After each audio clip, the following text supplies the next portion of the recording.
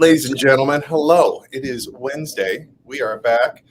DebateSensei. We got Tim Seavey from Bizolutions, San Diego State University. I am Jared Kubik-Miller, your debate coach, professor of communications. Matt Shapiro couldn't make it. He is a war reenactor, but not like the Civil War. He's reenacting the Greco-Persian Wars from 480 BC. Yeah. And on this day, August 11th, was the Battle of Artemisium. So. Oh yeah. He plays the scribe, right? Yeah. No, he's like the flag. I don't know what they call it. Flag bearer? He might even have a drum or something like that. I don't know. Oh, that's cute. Good for him. Right on. Yeah. So need the percussionist. All right, so we're doing our topic selection. This was this was a fun setup last time. Yeah. So we're going to go through basically 5 different topics, and what we're doing is we're emulating the topic selection process for IPDA, International Public Debate Association. And while this is a little sort of, we're taking liberties with the striking process. So usually what you do is like one person strikes and the other person strikes, and then you see what the topic is at the end. We're just going to kind of rank order them, and maybe we'll see like if I was on the affirmative, what one we're doing, and if you were on the affirmative, which one we'd be doing, type of thing. Yeah. All right. Cool. All right. So here we go.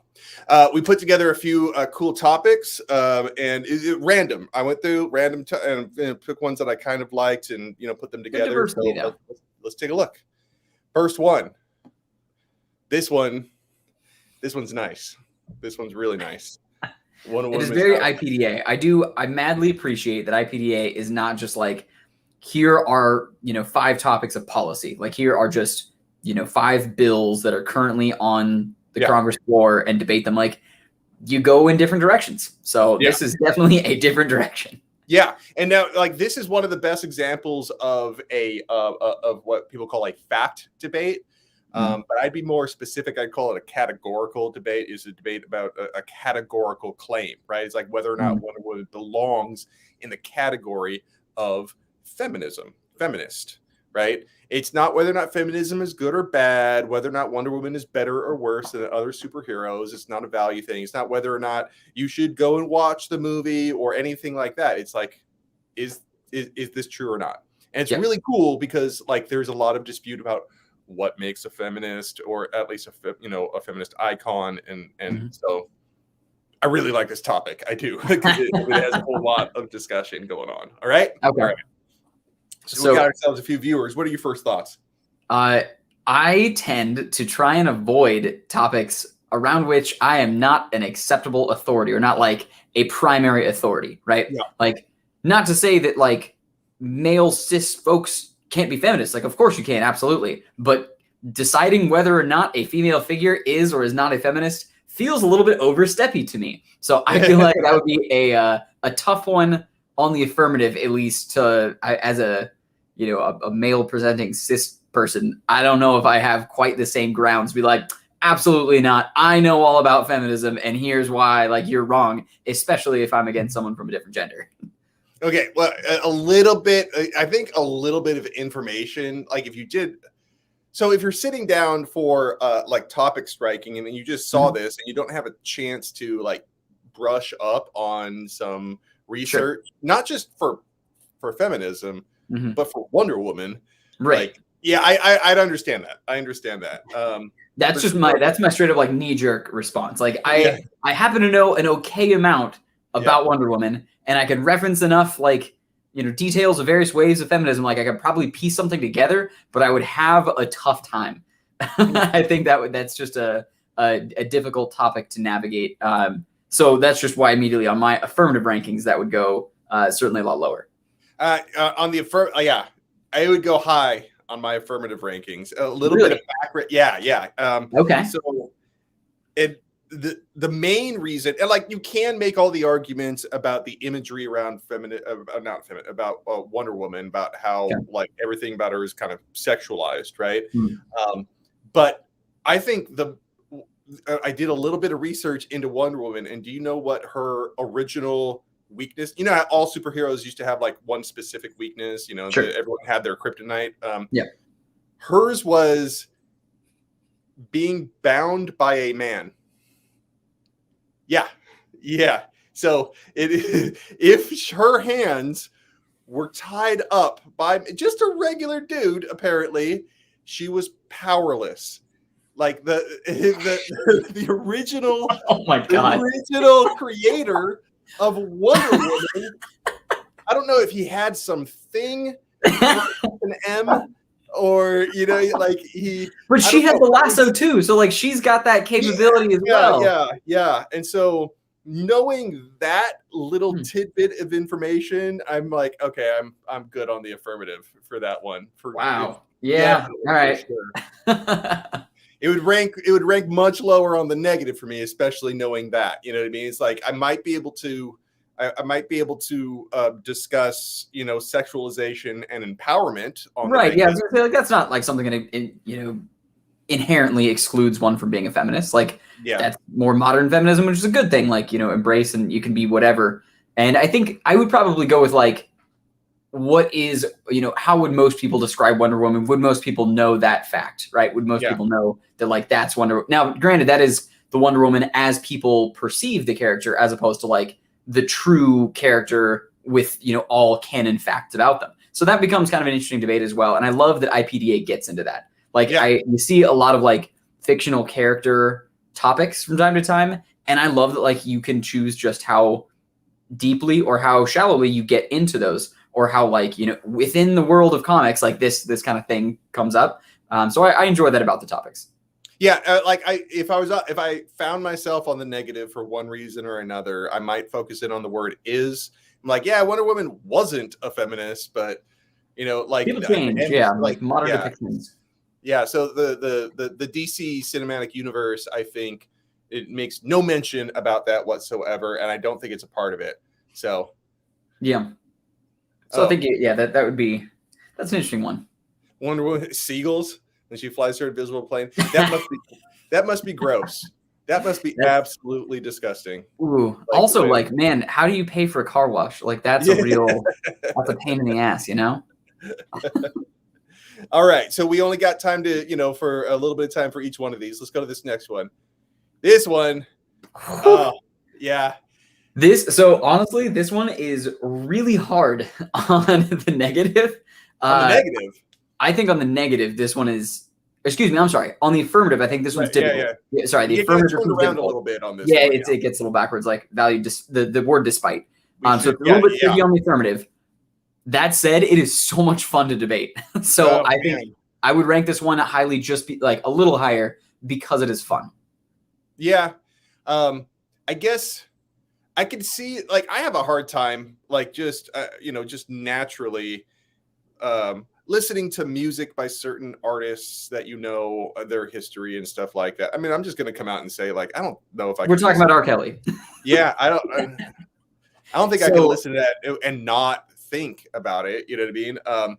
But if I found myself on the affirmative, I might be inclined to say, like, not revoking, like there's a movement to like revoke some awards that people have gotten because of their personal lives. I'm like, listen, that's going to be my sort of operational definition of it. Like, what do we mean by valuing artists' work? We're talking about awarding them for recognition, and we should still maintain those award recognitions despite what we find out about their personal lives afterwards. That should definitely be a footnote. You know what I mean? It should definitely be a part of that history and everything like that. But I don't think that it's almost like, oh, we didn't see that in their work. It's kind of like,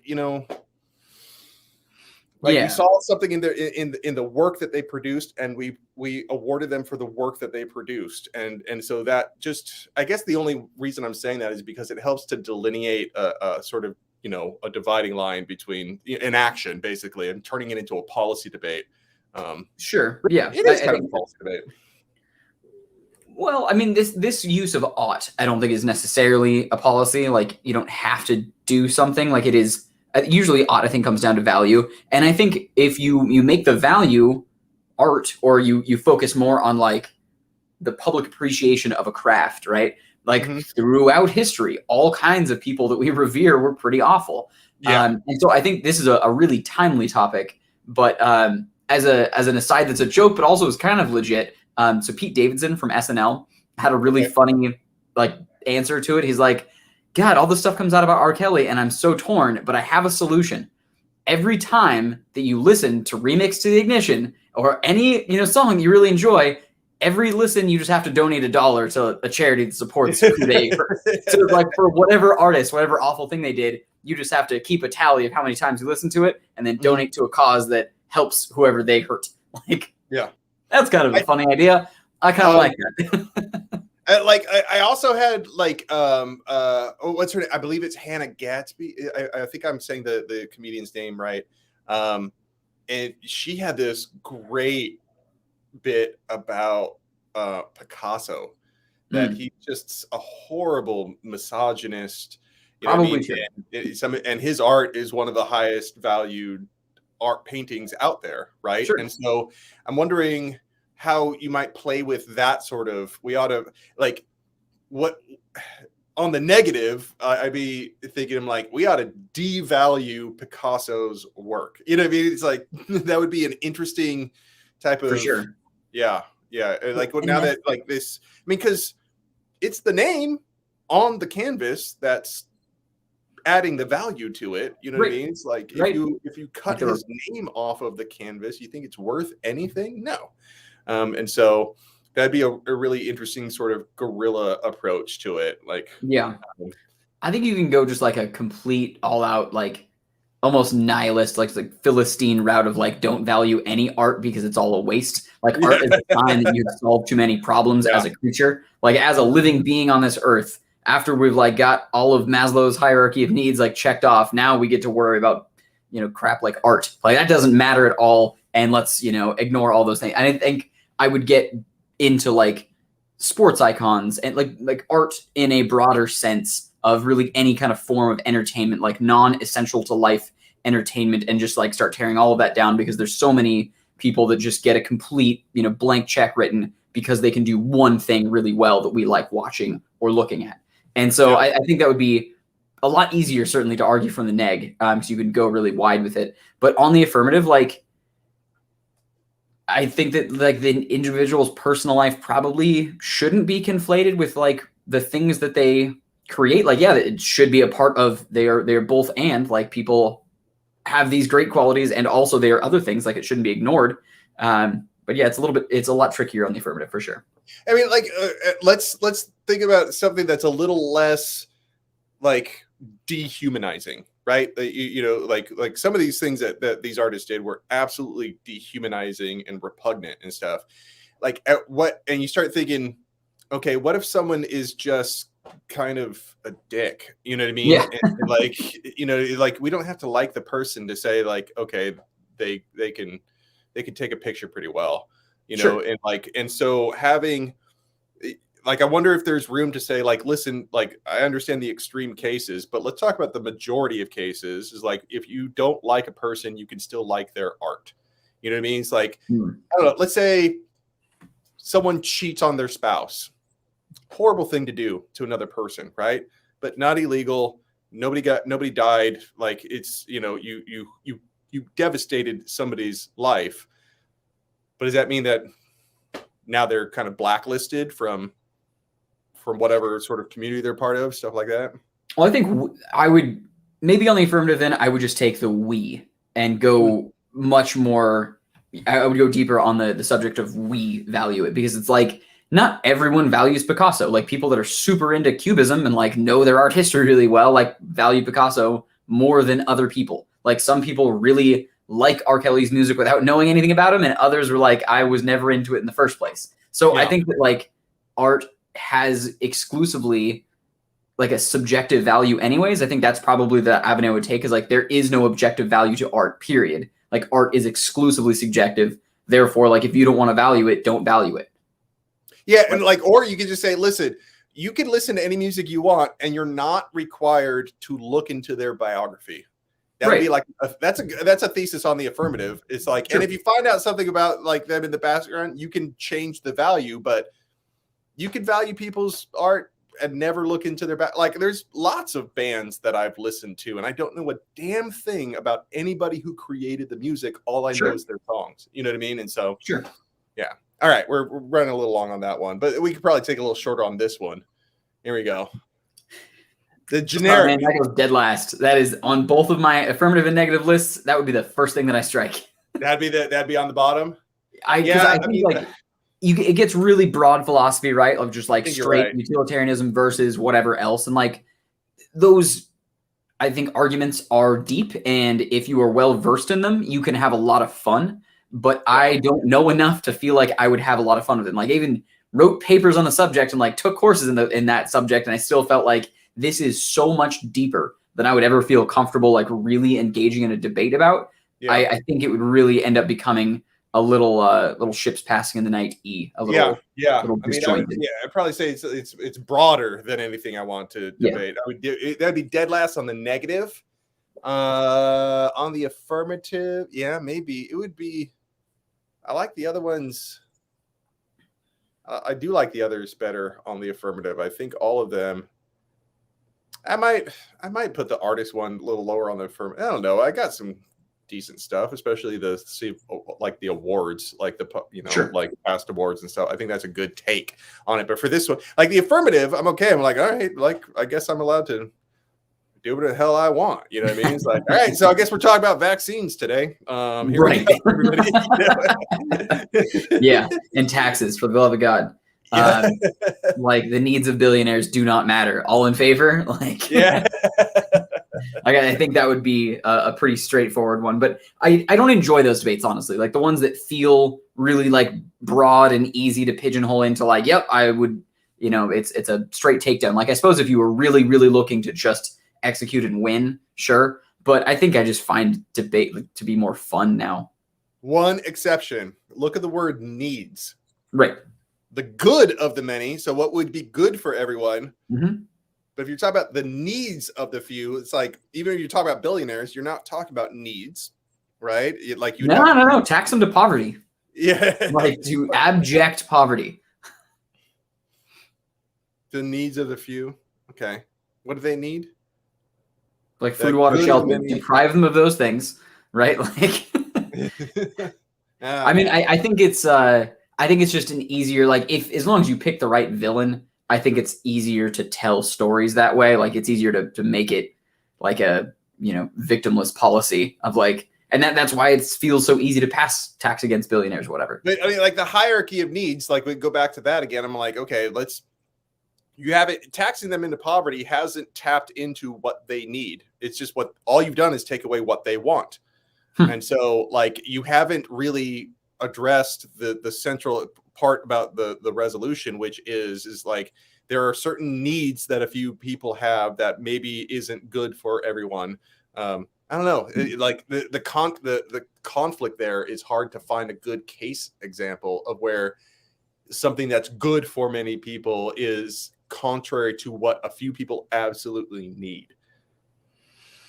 Yeah, I mean, like that's where it gets dark as like land, right? I think that one becomes pretty straightforward of like, it's good for lots of people to develop lots of land, but it's certainly going to hurt a couple people or like, like really, really hurt some people that are there. Like, so that's like, you get, I think on the negative side, you can start arguing like, no, this is more aptly tied to like an argument of colonialism. Like that's how we have always operated from this position of it's beneficial to the many to do all of these atrocities to the few, like, or even, modern day, you talk about like iPhones, right? We don't need iPhones, but like the folks that work in factories at Foxconn are not having their needs met at like core human fundamental levels, right? So like I would maybe go those avenues and try and argue. But on the negative, you don't really get to define terms as much, you know what I mean? So that would be kind of tough. Yeah, I mean, you can, especially in IPDA, you have a little bit less in your arsenal to dispute definitions. Yeah, so like I think the sort of vagueness of this makes it like dead last, especially on the neg. You know what I mean? Like I would definitely put this last on my neg here. All right, let's take a look at a few others, huh? Boom. Love this one. So this is this is my number 1 on my affirmative, but I still put it number 2 on my negative just because I think it's so much fun to talk about. I don't know if it would be my number 1 on the affirmative. Like, really? If that's the case, then on the affirmative, I might be. If you were the affirmative, I might agree to go neg on this one. Okay, so maybe this is the topic that we would end up actually boiling down to, because I just wouldn't strike this one unless I absolutely had to, like at the last turn. But so on the affirmative, like benefits to it straight out, like you've got really, really cool examples of stuff happening at Blue Origin and largely SpaceX, and like costs being cut by orders of magnitude, like greater opportunities to get off Earth. Like you've got all kinds of really, really cool, fun directions to go, right? At the same time, I think the negative actually has, like, as soon as I started really thinking into it, I think the negative has a lot of ground as well. That like, as soon as something that is supposed to be this like grand goal of humanity ends up becoming commercialized, it is now like the goal is no longer just to help people, it is to like turn a profit. That I think lends itself to like potential bad actors, to outside influence that a government, like there's a lot of oversight when you talk about it being a public entity. Like when NASA wants to do something, like Congress has to approve their budgets, and there's just complete oversight. Like Freedom of Information Act, you can probably get most of anything you would ever want to know about a NASA mission. So I think that kind of oversight is pretty good when you're spending unfathomable amounts of money on something that's supposed to be really, really aspirational. Like it's not that it solves a unique problem necessarily. Like it's the idea that it inspires people and solves a whole bunch of problems that we don't know yet. Like exploration itself is an aspirational goal, right? Like it solves needs that we don't know that we have yet. Okay, now that's interesting because you might have to define exploration a little bit, the space exploration industry, because that would be different than development, right? Like if you I suppose you could say like SpaceX is just running missions to the International Space Station. Like that is what they are doing. They're not exploring, they're just sending stuff. Right. Basically like yeah, I would definitely, I would really press on that on the neg, especially because exploration is supposed to be, you're right, about discovery, and then all the stuff that you were just talking about absolutely becomes a factor. Because what if some private company finds something that is absolutely just monumentally valuable, and they have an incentive to keep it secret and to patent it into, we're talking about Avatar right now, right? Unobtainium. And so like if it means wiping out like some other life form in order to make the money off of it, and there's no oversight on that, no transparency, no freedom of information, that would be no laws in space. Yeah. They can't. Actually, doesn't international maritime law apply? Like when you're talking about the moon, there are specific treaties and things, but like just generally beyond Earth's atmosphere, doesn't maritime law apply? Oh man, now you got me. I don't know. Maritime? Yeah, because like there's so much, like it's hilarious, but there's so much spillover from like old nautical ship related terms. So like for example, spaceships are kept in a dry dock, like as opposed to a wet dock, but no, it's just like the spillover from old like nautical terms. Like that's what spaceships are kept in, and it's called a ship after all, because it's a craft. Like there is so much nautical stuff that goes into it. I thought that international maritime law is what applies, because that's kind of how we apply any law outside of a defined national border. Sort of maybe Antarctica or whatever. I didn't even think of it. I would definitely go neg on the exploration part, because like the scientific discovery and the sharing of knowledge and stuff like that. Yeah, I hadn't considered. Yeah. Well, but like I think that there's still a fair point to be said that like the government is really, really, really good at wasting money. Like it is outstandingly inefficient at all these things. So like I would just go down the route of like, if you actually care about discovering things and getting better at it and finding alternative solutions to whatever, like private is going to do it better. Like, yes, you can tell really good horror stories of like what happens after a discovery is made, but I think like private, like it's not like the federal, like, any public entity is without blood on their hands, like there are plenty of instances of the government hiding all kinds of stuff just because they didn't feel like it was Go for it, Dark Sage. You don't need to preface it. Just throw it out there, man. What's your question? We'll see. We'll see if he gets back to us. He or she, Dark Sage. All right. They. So I think that I would still feel somewhat comfortable doing it on the affirmative. So, I mean, certainly I'd agree. It's a little cleaner on the negative, but I think F would still have a fun debate. I mean, after seeing and knowing things like the Panama Papers and the movie, like the Laundromat and stuff like that, I've lost a lot of faith in like this idea that private industry is really efficient. They like making themselves look really efficient, but they waste shit tons of money on themselves.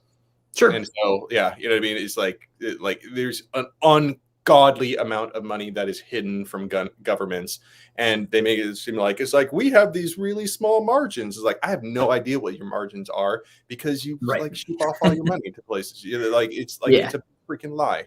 You know what I mean? So it bugs me. It bugs me. Hey, Dark Sage, if you got that question, go ahead. We're moving on to the next topic, but we'll jump back and answer your question if you got it. Okay. All right, last one. I think the space one is probably our favorite one, but yeah, here we go. It's more fun. This was my number one on the negative because I think like whatever the affirmative does, there's so many cool off-case positions that you can take with this. So this is my second favorite for the affirmative and my first favorite for the negative. Well, see, it's high up on my affirmative one. So, like, if I was AF, we might be doing this topic, and if you were AF, we might be doing the space topic. Seems like, yeah. Because on the F, like, I thought about like what we were talking about before about college should be free. I'm like, I wonder if I could just run that because that would reform student. That would be the biggest reform of student debt, right? Yeah, but I think it's a little. I don't know.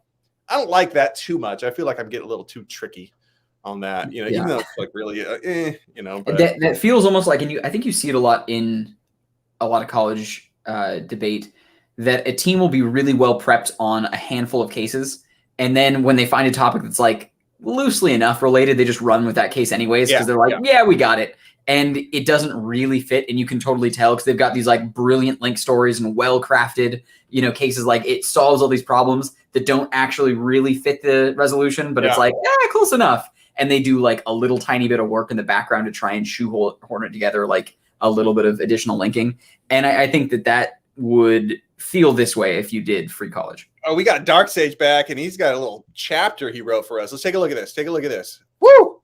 My goodness. All right. So it's like NASA seems to micromanage companies like SpaceX. When it comes to Boeing, they allow them to do whatever. Yeah. Interesting. Oh. NASA being held Boeing, Lockheed Martin responsible for their oversights. I'm curious why NASA feels they need to micromanage SpaceX, but not these big companies who build stuff for them. Well, I don't know what the particular. Let me get this banner off here while we're talking about SpaceX.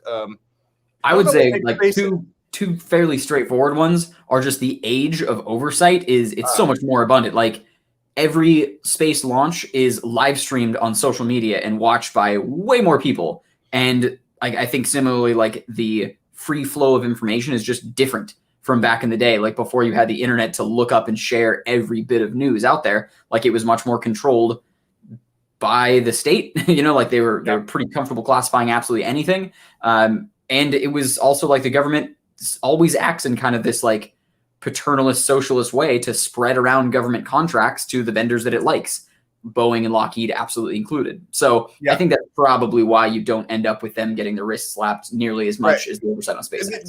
Like it takes a while to build up a relationship with the government, and SpaceX is a fairly new company, right? And so Boeing probably has such a long history, and they're all intertwined and stuff like that. It's also a revolving door, like. Yeah, SpaceX will probably get there in the public sector and back and forth and back and forth. So yeah. I mean, I know people that work for Boeing, and they're like building satellites and stuff like that. And you still have to get top secret security clearance to work on those particular projects in the private sector. Yeah, you get like you still have to you get like massive background checks and everything like that. But I think perhaps there's been so long where they've been able to kind of grease the wheels, build a relationship. They know more about Boeing than these others. That might explain a lot of it.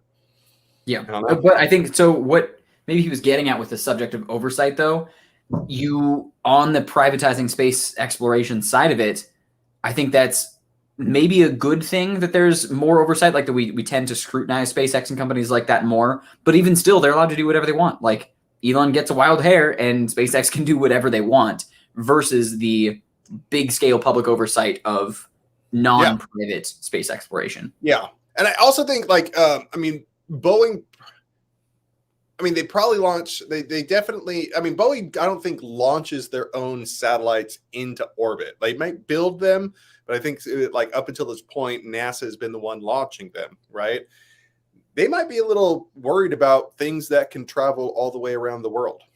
Maybe that might be it. Just like the sort of trajectory and stuff like that. But now I'm just kind of grasping at straws. So I don't know. Yeah, they're all interesting points, though, and that's why I think ultimately I would way rather have a debate about space exploration, even if I'm on the harder side, than student loan debt, just because it's more fun.